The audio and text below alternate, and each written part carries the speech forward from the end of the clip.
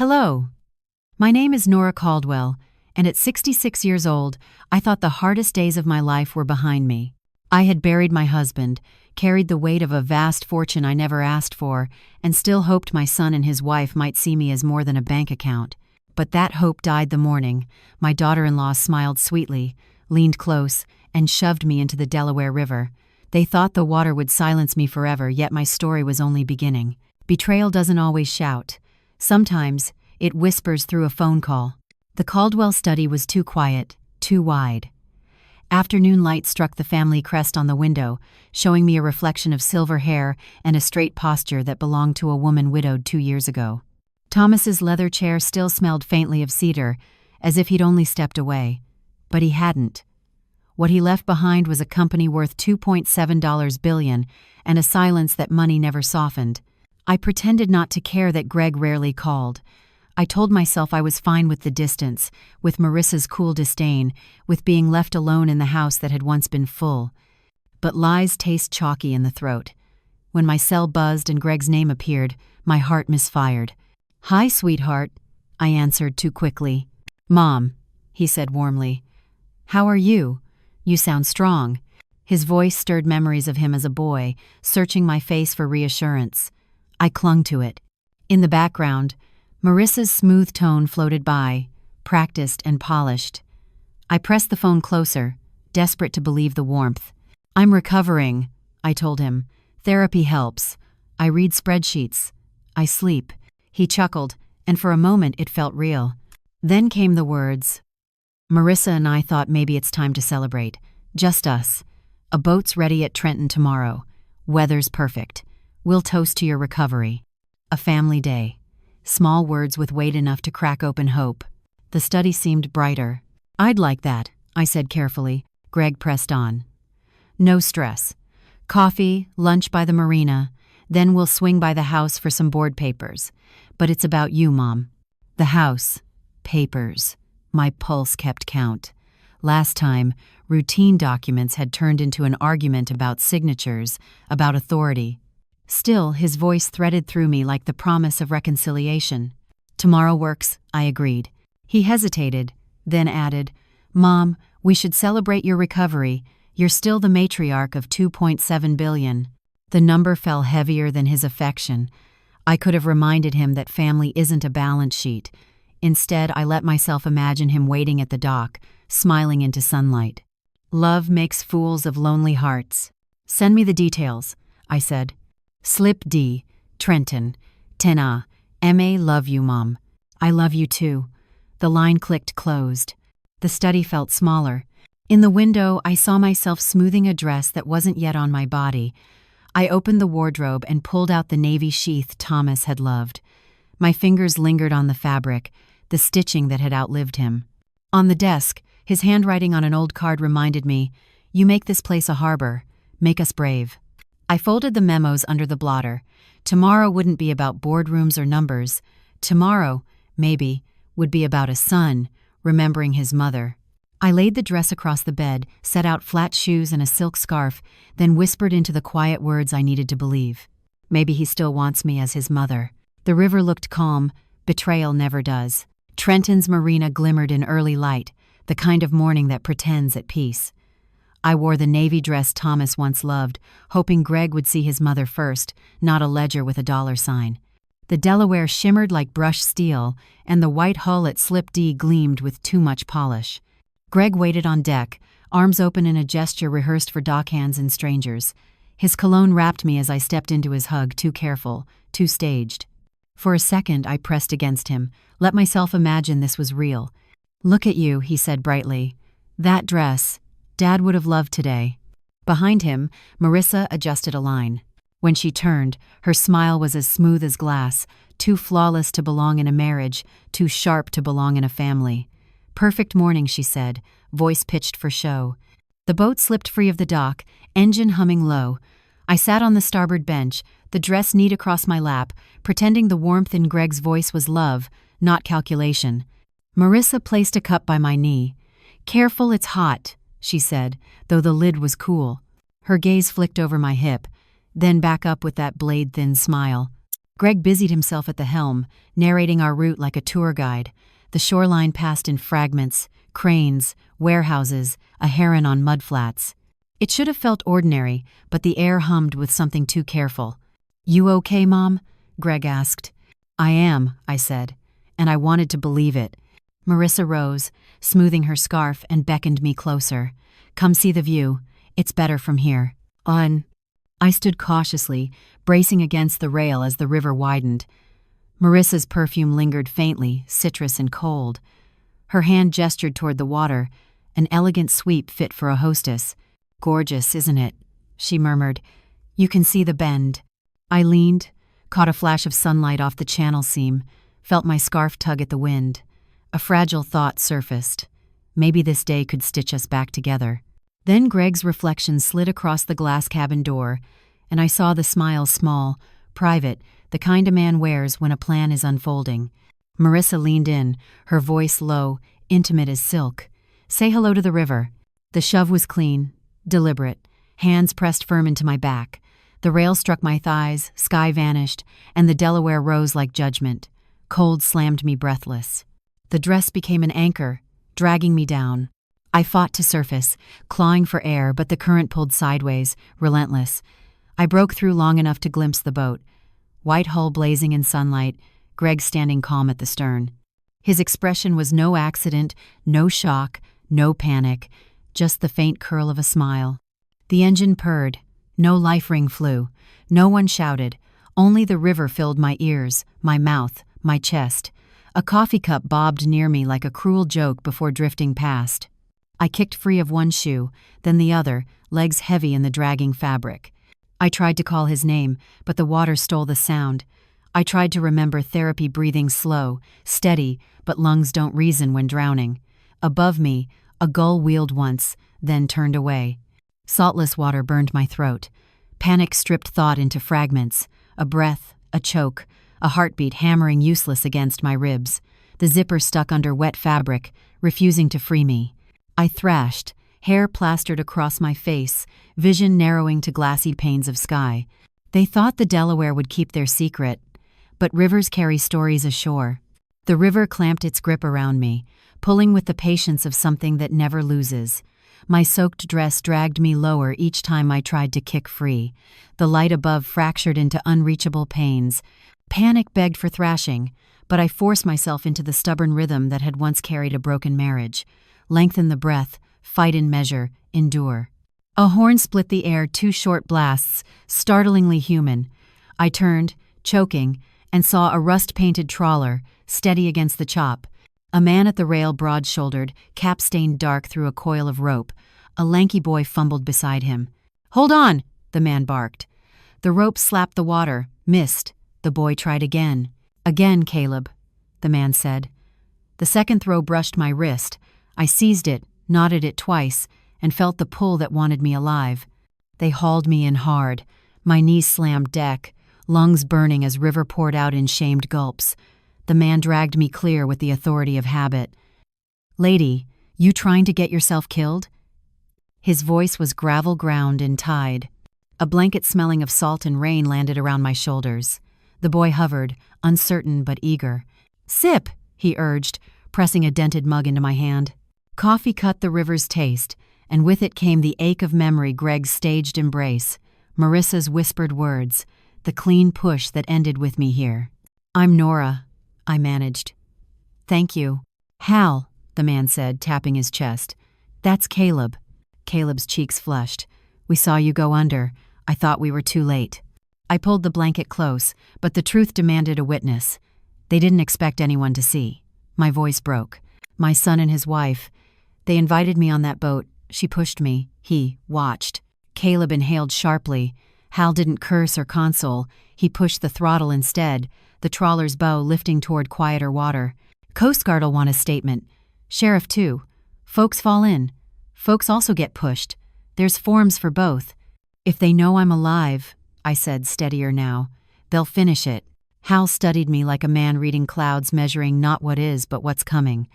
"You got family besides the ones waiting on your funeral?" I thought of the empty Caldwell house, of papers signed where my name used to live, Of Thomas's legacy turned into inheritance bait, not the kind that keeps secrets. Caleb leaned forward, words tumbling. "We can take you to Stony Inlet. There's a shack where we keep gear no one looks twice. You can regroup." Hal scratched his jaw, considering. "Lady goes overboard Tuesday, then vanishes. That rattles cages." "Oh." "I didn't jump," I said, fingers grinding into the blanket. "And I'm not vanishing. I'm choosing the only way to live long enough to make this matter." The trawler steadied into a new course. Beneath the cold tremor, heat flared in me anger's pilot light, survival's vow. I drew one breath, clean and sharp. "They think I'm dead. Let them." Caleb looked to Hal, boy's hope colliding with man's caution. Hal shifted the wheel, eyes narrowing to a craftsman's resolve.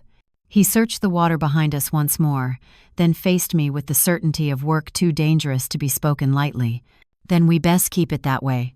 I watched my own funeral, hidden under an oak tree. The cemetery looked staged for a magazine spread. Grass trimmed sharp, headstones polished, the silver casket glowing under the evening sunday. Empty, of course, just a showpiece for a woman the river was meant to erase. My veil hid me as cameras clicked like locusts, hungry for the spectacle of grief. Greg stood at the front, posture perfected, sorrow measured. He bowed his head on cue, as if grief could be scheduled. Marissa hovered half a step behind, her black dress sleek, her expression carved. Each condolence became another chance to tilt her face toward the light.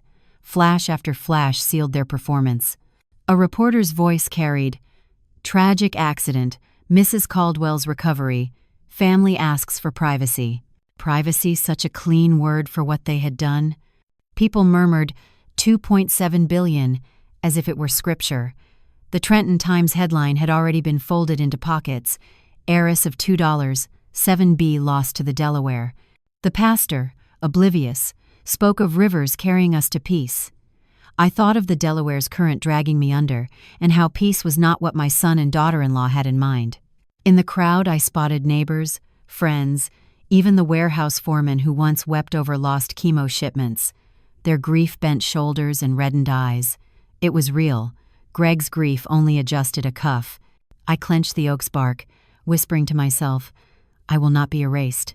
Marissa dabbed her eyes with a monogrammed handkerchief, M for Marissa, or for money. She shifted subtly, feeding the camera's angles they craved. At the edge of the crowd, familiar board members and junior attorneys hovered, expressions polished into politeness. Reporters circled, waiting for crumbs of scandal. And still, Greg lifted his gaze skyward, feigning a son's plea to heaven. Heaven had not taken me, he had delivered me to the river. The pastor invited memories. Real voices rose, cookies at Christmas, late-night coffee runs, patching a scraped knee. Their recollections anchored me. I was not the decline Greg now claimed in his speech. Even as her health declined, she insisted on showing up, he intoned. The word tasted foul. He softened his tone at love and legacy, the actor underlining his script. An audience gasped as though truth had been spoken. But truth was in the oak's shadow. Marissa followed, her tribute neat and bloodless. She taught me precision. Cameras leaned closer, catching her poise. Precision indeed, her push had nearly sent me to the riverbed. She looked saintly, dangerous, and believable. Beauty makes villains easier to swallow. The pastor closed with, "We commend our sister to the deep." The phrase clanged against my chest. I had seen the deep. It had not claimed me. The casket's hinges gleamed. Money can polish even an empty box. When mourners dispersed, a columnist narrated softly, "Heiress of $2, 7B, lost to the Delaware," as his camera swept across Greg's bowed head. Marissa's sculpted sorrow, the flowers that would wilt before anyone collected them. He did not film the oak. I drew the veil lower and whispered, "Let them bury an empty coffin. I'm still alive." The words steadied me like steel in bone. Scanning the faces, I expected one ally to stand near the front, Arthur Hale, my lawyer of 20 years, the man who once saved us from a disastrous deal. His absence throbbed louder than the prayers, more suspicious than the cameras. Dead women don't find files with their names. I did. The Princeton house greeted me with silence, but it wasn't the silence I remembered. When Thomas was alive, the air carried cedar, ink, and lemon oil. Tonight it smelled curated detergent, artificial citrus, and a faint powdery sweetness that didn't belong. I slipped in through the back door with the brass key Greg never asked me to return. The refrigerator hummed, stocked with organic produce and sparkling water Thomas would have mocked. Morning hadn't left this place. Occupation had. I moved through rooms disguised as mine, rugs muffling each step, furniture replaced with sharp-edged luxury I never approved. A floorboard whispered upstairs, but the house settled back into stillness. Arthur Hale's absence at my funeral still gnawed at me. He knew something. If answers existed, they would be in Thomas's old study. The study should have smelled of paper and memory. Instead, it carried the heat of a printer and the perfume Marissa favored. Stacks of binders leaned precariously, and at the top sat a folder too neat. Project Nora. My stomach dropped as I opened it. Page after page described a woman I didn't recognize, hallucinations, memory lapses, confusion, fabricated decline, written with the precision of malice. Some documents bore forged signatures. Others cited doctors I had never met. Even witness incidents were cataloged. Neighbors, drivers, staff people groomed to testify I was fading. It was a campaign, engineered to erase me. I snapped photo after photo with the disposable camera Hal had given me, each soft whine of the film winding too loud in the dark. Then, from upstairs, came a sound no folder could explain. A baby's cry. Thin, insistent, real. Greg and Marissa had never wanted children. They had told me so, proudly. My pulse hammered as I climbed the stairs, avoiding the step that groaned. The hallway carried that same powdery scent, stronger now, mixed with warm milk. The guest room door stood ajar. Inside was a nursery dressed like an advertisement, pastel clouds on fresh paint, a white crib under gauze, shelves lined with untouched stuffed animals. And in the crib, swaddled in an expensive blanket, lay a newborn no more than weeks old, his tiny face twisted with hunger. A hospital bracelet circled his ankle, marked only with numbers and a clinic code. I staggered back.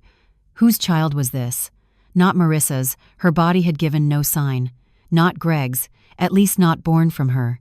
The paperwork on the dresser deepened the unease. Guardianship authorization, names redacted, signatures too perfect to be true. I photographed everything: bracelet, crib, form hands trembling. The baby's cries softened into hiccups, each one cutting into me. For a heartbeat I reached toward a pacifier but stopped. This was evidence, not sanctuary. Touching more would bind me, and I wasn't free to mother anyone yet. Headlights swept across the nursery walls, washing the painted clouds in sudden brilliance. Tires crunched gravel below, voices followed, casual and unhurried. They had returned. My heart sprinted. I shoved the camera deep into my coat, rewound the film by touch, and retraced my steps, down the hall, past the study, across rugs that caught my breath. The back door yielded to my shaking hand, just as Marissa's heels tapped tile and Greg's key clattered into a dish. A bottle struck glass. They believed the night belonged to them. I slipped into the dark, clutching the only weapon I had, proof that their lies had a name, and that the house of grief now hid a child who should not exist. The file claimed I was fading. The cry upstairs proved someone else had been erased. The sound cut through the silence like a thread pulled from fabric. I froze in the hallway of my own house, Thomas's study still lingering behind me with its forged reports stamped Project Nora. The file insisted my mind was gone, yet the cry overhead was sharp, undeniable, alive. Celeste's hand had always been in paperwork. Now it echoed in a child's hunger. I climbed the stairs, pulse tight in my throat, and followed the thin wail into a room that hadn't existed the last time I walked these halls. The door creaked open to a nursery glowing with soft blue light, walls painted with clouds. A crib stood in the center, a tiny bundle inside. He couldn't have been more than a few weeks old. His ankle wore a hospital bracelet etched with a code instead of a name. I steadied my hands long enough to raise the disposable camera. Flash off, I took photo after photo. The crib's metal tag, the bracelet, the paperwork pinned on the dresser. Each click sounded like thunder in the quiet. On the shelf, a half-empty formula bottle waited with its ring still crusted white. Evidence hides in the ordinary. I wrapped it in a tissue and slid it into the pouch I'd carried for just such proof. DNA would outlast every lie on paper. The baby whimpered again. Against better judgment, I lifted him, cradling the warmth against my chest. Memory rushed up my arms, Greg, at this age, Thomas's laughter when the boy first grasped his finger. "I'm here," I whispered, though I knew I couldn't keep him. I eased him back into the crib, tucked the blanket, pressed a pacifier gently into his mouth. His breathing evened, lashes falling into peace. Headlights swept the window, tires rolled across gravel, voices downstairs, Greg's practiced tone, Marissa's clipped heels. My heart stuttered. They were back. I snapped 2 last shots of the nursery, then slid the bracelet free. The cold band pressed into my palm like a brand. Papers were shuffled back, the study left in its staged disorder. I slipped into the hall, down the back stairs, and through the garden where hydrangeas glowed pale in the porch light. Beyond the hedge, Hal's truck idled dark. I darted across the alley, clutching the bracelet and bottle cap, the camera heavy against my ribs. The gate clicked shut behind me just as a door slammed in the house I'd once called mine.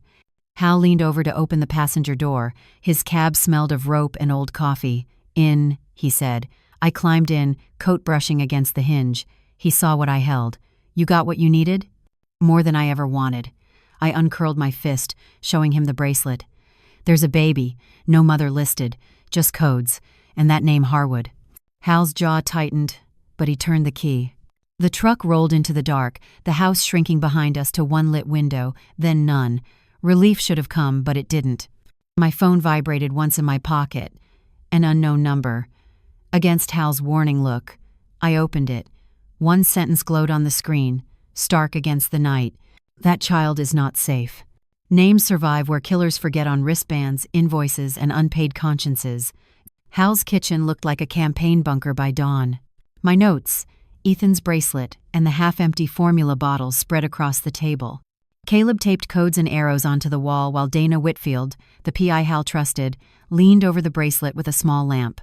She read the digits aloud, entered them into her laptop, and almost smiled. Clearwater Family Services, Pennsylvania. Supply invoices routed through a shell, Harwood Family Transitions. Celeste again. The knot in my chest tightened. Project Nora had been her fiction. Now Ethan's bracelet carried her shadow, too. We drove west on back roads. The clinic sat scrubbed and quiet, a facade too clean for what lay inside. Dana had arranged a meeting with a nurse who once worked there, in a diner where the coffee burned and the blinds rattled. The woman's voice was low, steady. 17, Latina, Sophie Alvarez. Came in with a handler. She labored too long. Doctor rushed. She bled out before anyone called code. They wrote it as cardiac arrest. Her fingers twisted. The baby lived, healthy, taken straight to a private room. A lawyer walked in that night with a notary, guardianship form signed without the mother. The name we needed dropped like a stone. Celeste Harwood. The world tilted. Ethan's tiny cries echoed in my mind.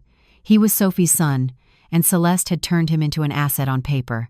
Dana didn't waste time. "We'll confirm by DNA." The bottle cap and bracelet went into sealed bags, couriered off with a form that promised chain of custody. All we could do then was wait. 2 days later, her phone rang. The lab's verdict came through the speaker. Match confirmed. Infant DNA consistent with hospital heel stick. Maternal link, Sophie Alvarez. Probability 99.99%. Relief cut so sharp I nearly wept. "He's hers," I whispered. Sophie's name deserved more than a footnote in Celeste's files. Back at Clearwater under a legal pretext, Dana pressed the manager until we were shown the records room. The binders smelled of paper dust and old toner. My hand shook when I turned the tab. The guardianship form lay open, stamped, signed, notarized. There it was, Celeste Harwood's neat blue signature, her commission seal, the date of Sophie's death. Dana snapped photographs, closed the binder, and exhaled. "This is the bridge. Paper to crime." Back at Hal's, evidence covered every surface. Bracelet, bottle, photos, transcripts. Each item screamed louder than grief. Then my phone chimed. An email. Sender hidden under layers of nonsense. Subject: tax season notes.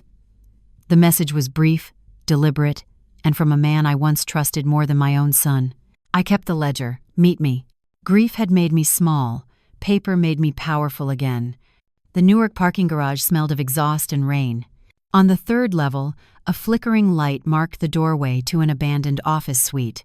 Inside, Arthur Hale waited, leaner than I remembered, his gray hair clipped too close as though he'd been hiding from himself. At my funeral, his absence had burned like betrayal. Now I saw the truth in his eyes, fear. He didn't waste words. "I had to disappear," he said, closing the door gently. "They threatened me. First whispers, then photographs of my wife's morning walk left in my mailbox. Celeste's people." He set a canvas satchel on a folding table and slid out a heavy ledger. Its leather cover looked stained with age, the weight of it pulling at the air. He opened to neat columns of dates, transfers, and accounts. "These are post-accident directives," he explained. "Trusts, sub-trusts, charitable vehicles all sliding your money into Celeste's hands." I saw my name in cold type, beside shell foundations and advisory fees. Arrows leapt from my company to funds in Delaware and Wyoming, then into partnerships managed by Celeste's network. It was a map of grief turned into cash flow. "Why didn't you stand at my graveside?" I asked, sharper than I intended. Arthur didn't flinch. "Because I refused to notarize her fabricated reports of your decline. Days later, a car tailed me for 20 miles. My wife begged me to disappear. So I did. I thought if I lived long enough, I could do this." He tapped the ledger. Dana Whitfield's voice carried through my phone on speaker. "Arthur, chain of custody?" He nodded. "These are my working copies. I backed them up, watermarked them. I even recorded calls with her associates. I'll swear to it, all I want is protection for my wife." He produced affidavit drafts, his hand shaking only once before steadying as he signed. "I became a lawyer to keep families honest," he said quietly. "Instead, I made dishonesty look respectable. I won't anymore." He turned to a summary sheet. Post, incident cash flow model. A neat diagram of trusts and shell entities ended in a foundation with a saintly name. Off to the side, one contract bore Celeste Harwood's signature. Arthur's voice dropped. "Celeste built a conveyor belt for inheritance. Once an elder declines or dies, assets slide along it, seamless, invisible." The words hollowed my chest. Not one scheme, but a machine designed to repeat, devour, and keep moving. "Why me?" I whispered. "Because you resisted signing blind, and because Greg was weak enough to betray you," Arthur answered. I folded the ledger shut. Paper had once made me small, signing without seeing. Now it would be my weapon. Arthur sealed his affidavit and pressed his notary stamp with finality. Dana exhaled through the phone. "Good. I'll bring in federal counsel. Stay low until we have cover." A horn echoed in the garage. Footsteps scraped concrete. Arthur stiffened. "Her people watch Newark. They prefer cameras over bullets for now." "We leave by the service stair," I said, slipping the ledger into my coat like a second heartbeat. His eyes flickered with old shame. "I'm not who I was. But I'll testify, get my wife safe, and I'll tell the world where every dollar went." We descended into a stairwell that smelled of rust and cold water. At the bottom, I called Dana again. She answered on the first ring. "We've got it, the affidavit, the ledger. Start the calls." "Oh, I'm already moving," she said. "Nora, be ready. Predators panic when the current changes." My phone buzzed again. No sender, no subject. Just one sentence that froze the breath in my chest. "Tonight they'll move the baby. They tried to move a child. I plan to move their freedom." By the time dawn edged across Newark, Dana had already filed Arthur's affidavit and the ledger with the federal courthouse. The hallways hummed with hurried shoes, clerks shuffling warrants from one floor to the next. In a borrowed office, the assistant U.S. attorney flipped through the exhibits, his brows knotting as he read Celeste Harwood's signature scrawled across trusts like bloodstains. "You understand what this means?" he asked me. "If even one line is challenged, we need a wire order, Title III, something that sticks." Dana didn't flinch. "We have voices on tape, documents, and a witness ready to testify. This isn't theory, it's conspiracy." The judge's chambers stayed sealed for 2 hours. I paced outside, heart hammering, until Dana emerged, eyes sharp. "We've got it," she said. "Title III order approved. Microphones hold. Surveillance stands. Now we stop them before they erase the child." That night, we staged near the Caldwell estate. FBI SUVs idled along the side road, headlights dimmed. Hal checked his watch against Caleb's, the two of them crouched behind a hedgerow like soldiers on deployment. He whispered, "They'll move under cover of dusk. Less eyes, more shadows. You grab the recording. We grab the boy." His voice carried the clipped calm of his Coast Guard years, the kind that made you believe tides could be timed. At 8:17 p.m., a white van rolled up the driveway, too slow to be delivery, too clean to be chance. The driver glanced both ways before pulling toward the side entrance. My stomach seized. Ethan. Inside. The baby who'd already lost a mother. "Go," Hal murmured. He and Caleb sprinted from cover, a rope line snapping across the gravel. The van braked too late, fishtailing. Caleb yanked the passenger door open, shouting, "Federal agents," though his voice was still 17. Hal's bulk filled the driver's window, his sidearm steady, his jaw like iron. In moments, agents swarmed, pulling two men out in handcuffs. Inside, in a child seat too new to belong to them, Ethan whimpered, his eyes wide. I held him before I even thought to. His warmth, his tiny fists. For 1 second, the chaos fell away. "You're safe," I whispered, though I wasn't sure if I was telling him or myself. But safety lasted only minutes. Dana's phone buzzed, her face tightening as she read. "Celeste just filed a motion emergency suppression hearing. She's arguing our surveillance was unlawful. If she wins, every tape, every whisper we captured, it's gone." My knees nearly buckled. All the hours hiding, all the risks Arthur took, all the paper trails could vanish in one stroke of legal theater. Celeste didn't need to destroy me with knives or rivers, she had the courts. The AUSA called us into the corridor outside chambers. "It's razor thin," he warned. "If the judge believes the recordings tainted, we're blind." I stared at Ethan, swaddled now in a federal-issued blanket, and felt the tide pulling against me again. Losing the evidence would mean losing the case, and losing him. We waited as the judge reviewed motions behind closed doors, the silence so heavy it pressed against the walls. I replayed Celeste's smirk in my mind, her certainty that paper and power would always fold in her favor. The door finally opened. The AUSA stepped out, voice low but ringing like a verdict. The judge signed, "Your microphones stand. Tomorrow you face them." I sat where Thomas once read the paper, daring them to read their own guilt. Dusk flattened the living room into long bands of shadow. I chose Thomas's armchair because ritual mattered. Memory makes a kind of court. The lamp cast a gold oval across the rug. Behind the walls, the task force settled into hiding a vent, a hatch warrants warm in their pockets, microphones already breathing. Dana's last text, signal on the third tap, glowed and went dark. The front door clicked. Greg stepped in first, pale, unsteady. "Mom, you're supposed to be gone." "I tried that," I said. "It didn't take." He drifted closer, as if approaching a portrait.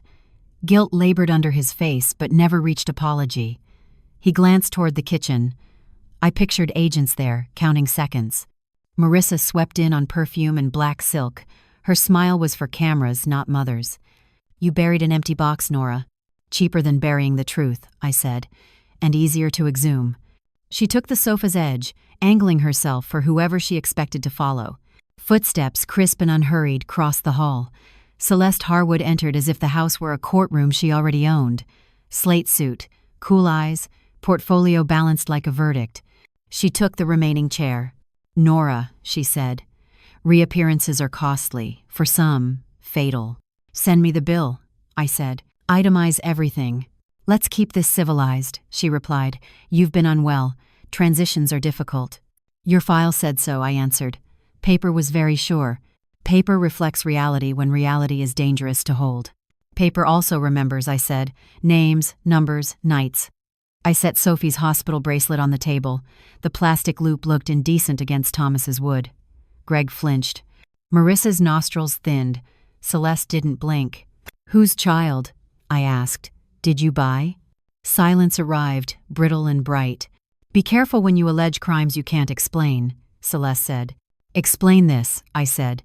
"A 17-year-old named Sophie Alvarez bled out in a clinic whose invoices route through your shell. A notary stamp with your commission fastened guardianship to a household entity that doesn't own a crib.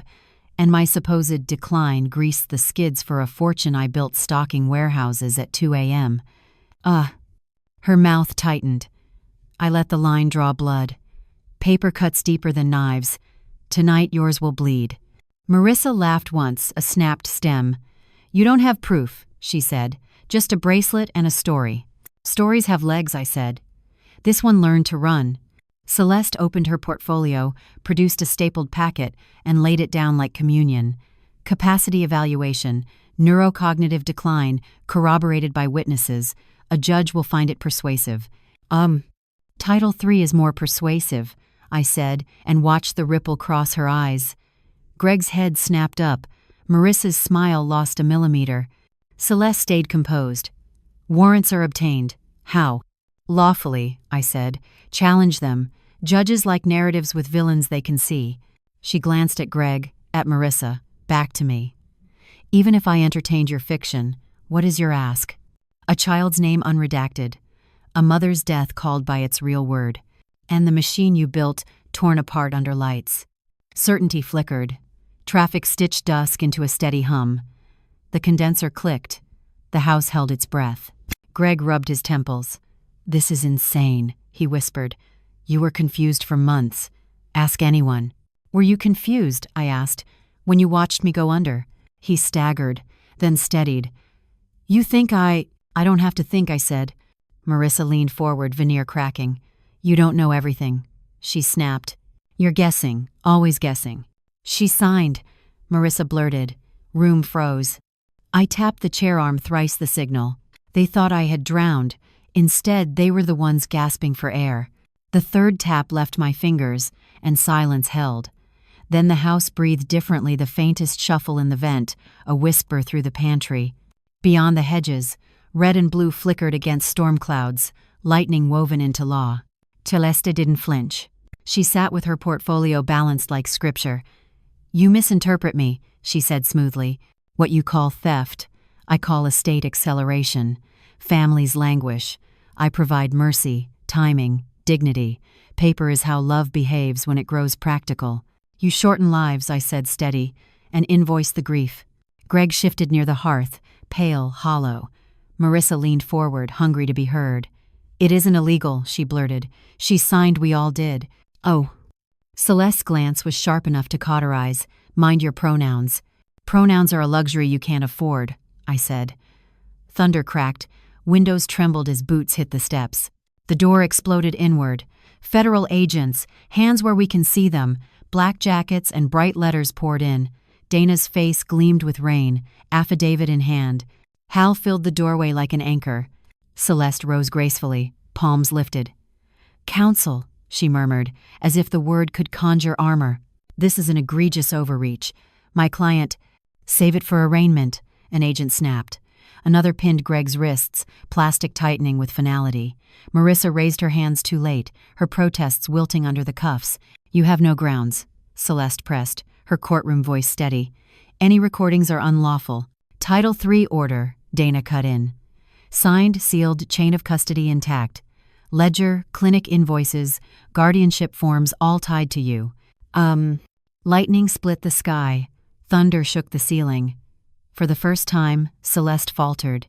She pivoted toward me, voice low. Nora, think. Courts hate messy families. Settle. Keep a version of your life. The boy will be placed. Ethan has a name, I said, and Sophie Alvarez deserves the truth about her death. Her jaw tightened. Machines adapt, she whispered. Not tonight. I turned to Greg. You buried a coffin, Greg. Tonight, freedom is what you've lost. His eyes searched me for reprieve. Finding none, he sagged into the agent's grip. Mom, he murmured, voice cracked. I didn't mean. You meant the money, I said. Marissa spat, veneer shattered. You're no victim. You're a fraud. Ma'am, an agent warned, snapping cuffs tighter. The room became procedure. Evidence bagged, bracelet sealed, Celeste's portfolio catalogued. Hal touched Thomas's watch on the mantel, steady as tide. Celeste Harwood, the lead agent declared, crisp over the storm. You are under arrest for conspiracy, wire fraud, racketeering, unlawful guardianship. You have the right to remain silent. She did. Silence was her last calculation. When they turned her, she glanced back at me not with regret, but curiosity, like a cat at a locked door. Dana touched my arm. "We have it. Ledger, notary logs, Arthur's affidavit. The judge is waiting." "And Ethan?" I asked. "In custody until family court," she said. They moved my ghosts past me. Marissa's perfume thinning, Celeste's armor crumbling, Greg stumbling under the weight of himself. Rain swallowed them at the door. As Greg crossed the threshold, he twisted back. For a heartbeat, I saw the boy who once held my hand, then only the man he became.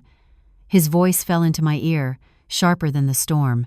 "Mom, you weren't supposed to survive. Blood bound us once. Tonight, chains weighed heavier. I do." The holding facility hummed with fluorescent fatigue, the kind of light that bleaches color from faces and years from hope. Doors opened with a hydraulic sigh, cameras blinked like tired eyes. Dana signed us through with a steady hand, and a deputy led me down a corridor where the air tasted of metal and swallowed apologies. I had sat in boardrooms worth more than this building, but never felt power weigh so visibly on a hinge. Greg waited in interview 2, wrists cuffed to a loop in the table, the chain quiet until he moved and made it speak. For a heartbeat, I saw him as a boy again, hair cowlicked, asking if thunder could break windows. Then the man returned, the one whose faint smile on the river had answered every question silence tried to keep. His mouth tightened when he saw me. "You shouldn't be here," he said, a protest that shrank into the room and died. "I survived places you chose for me," I said. "I can survive this chair." Dana took the corner seat, the recorder light pulsed. Across the hall, Marissa's voice rose, then flattened to nothing as a door sealed. I didn't ask to see her first. Venom deserves no oxygen. Arthur slipped in last, thinner and grayer, carrying a folder he guarded with the small gravity of a man who has broken rank with himself. He offered a nod that contained remorse and resolve in equal parts. "The lab expedited what we sent," he said, placing the folder on the table. "Chain of custody intact. Ethan is Sophie Alvarez's child." The name steadied me. It made the room real. "Read it," I said to Greg, though I knew he would refuse. He looked at Arthur instead, a flash of contempt masking something smaller. "Congratulations," he muttered. "You learned to photocopy." Arthur's voice stayed level. "You learned to rationalize. Different trades." Greg's chains scraped the table. "You want confession?" He snapped, but the heat collapsed before it could burn. Shame weighs more than rage. He let his head drop and spoke to the cuffs. "I thought you'd cut me out," he said. "You kept everything in your name." "I was an employee." Celeste said it wasn't theft, just correcting a balance. She made it sound responsible. "Responsible is what you do when no one is watching," I said, "not what you rename the thing you want." He laughed without humor. "You never trusted me." I trusted you with my heart," I said. "I did not trust you with my extinction." He swallowed.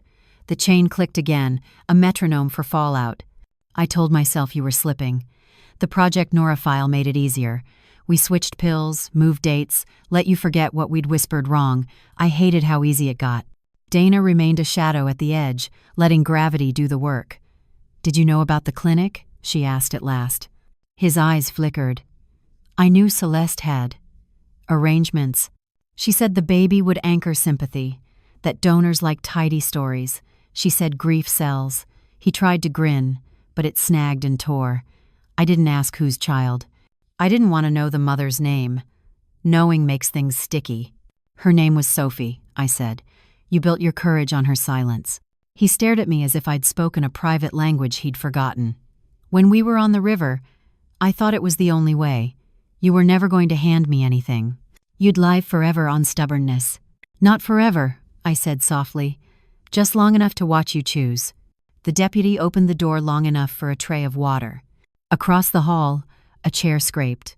A female voice refused, and the scrape silenced Marissa refusing to speak, still writing her alibi in venom and satin. I let her absence be its own presence. Arthur turned the report around, the bold percentages and clean conclusions facing Greg like a mirror. "You feared disinheritance," he said. "You chose greed anyway." Greg's shoulders shook once, then a second time, the tremor turning his faint river smile inside out until whatever pride held it together failed. "I wanted to be seen," he said. "By you. By him. By anyone." Celeste saw a mark. I called it strategy. Thomas saw you, I said. You just preferred applause to patience. He lifted his eyes, wet and angry. Say it. Say I'm a monster. I don't hand out absolution, I said. But I recognize arithmetic. You traded a mother's love for Celeste's lies. Now you'll pay in years, not dollars. He flinched as if a door had closed. The chain settled. In the corridor, Keyes answered a summons. The deputy stood, signaled, waited. We crossed to interview 3. Marissa sat very straight, wrists free, mouth hard, eyes bright with a poison that didn't require words. She refused counsel's advice to remain silent. Only in posture her gaze spoke contempt fluently. I left her to her chosen language. Not all collapses deserve witness. In the anteroom, Dana signed more forms, numbers marrying evidence to time. "Asa will move quickly," she said.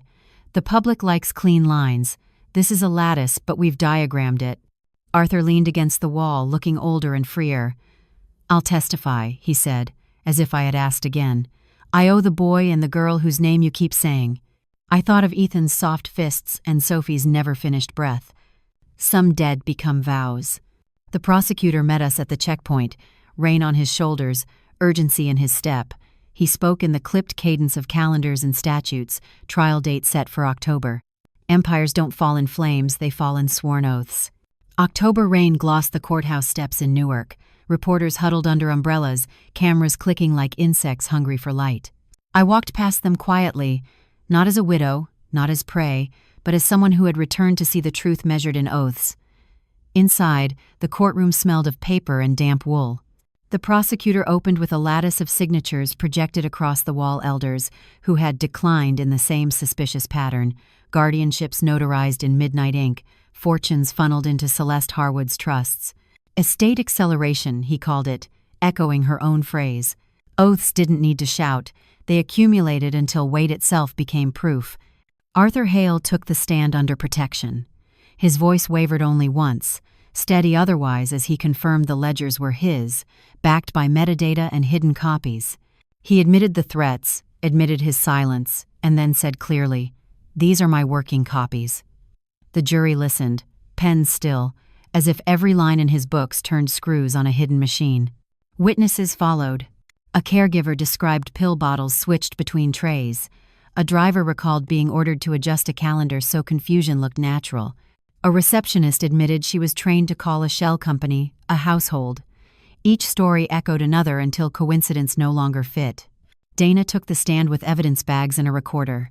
The audio played, Marissa's careless triumph. She signed. The words landed harder than any blow. No one looked at her.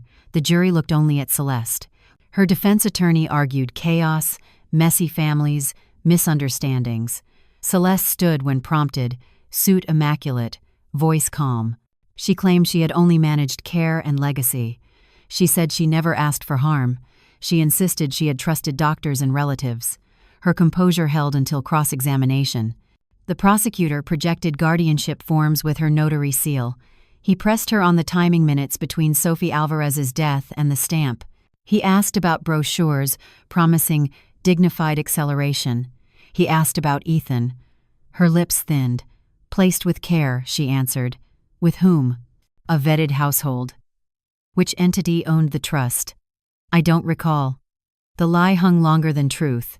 Reporters scribbled. Headlines wrote themselves. $2. 7B heiress survives murder plot. Harwood convicted. I ignored the flash of cameras, watching instead the jurors, a retired electrician who folded his hands at every number, a teacher tapping her pen when someone said elder. The prosecutor closed by showing the machine and its builders. The defense offered weather and coincidence. Then the jury left. I sat feeling Thomas's absence like a hand on my back. Hal sat behind me, solid as rock. Dana leaned forward, willing time to move. Arthur stared at the seal above the bench as if seeking absolution. The jury returned. The foreperson rose. The judge asked, "On the charge of conspiracy, how do you find?" "Guilty." "Wire fraud?" "Guilty." "Racketeering?" "Unlawful guardianship?" "Additional counts as read?" "Guilty on all counts." The words were colder than flames, truer than silence.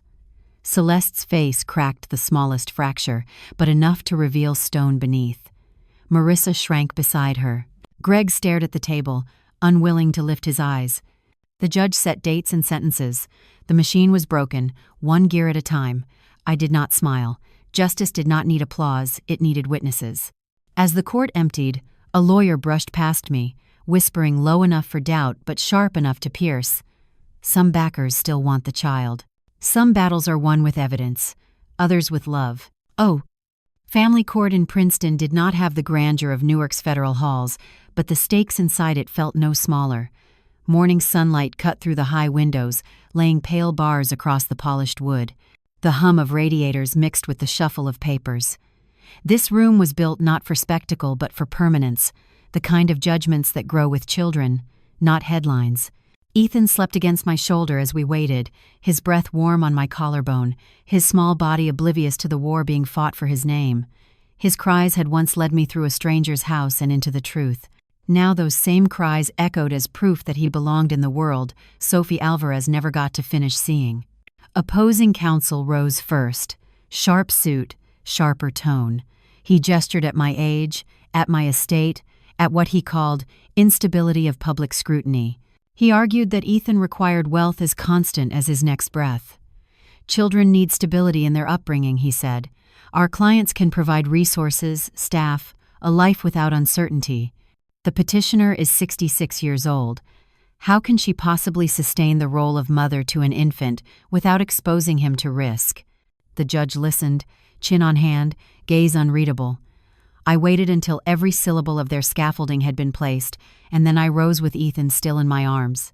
Wealth doesn't raise a child, I said, voice low but clear. Truth does. Love does.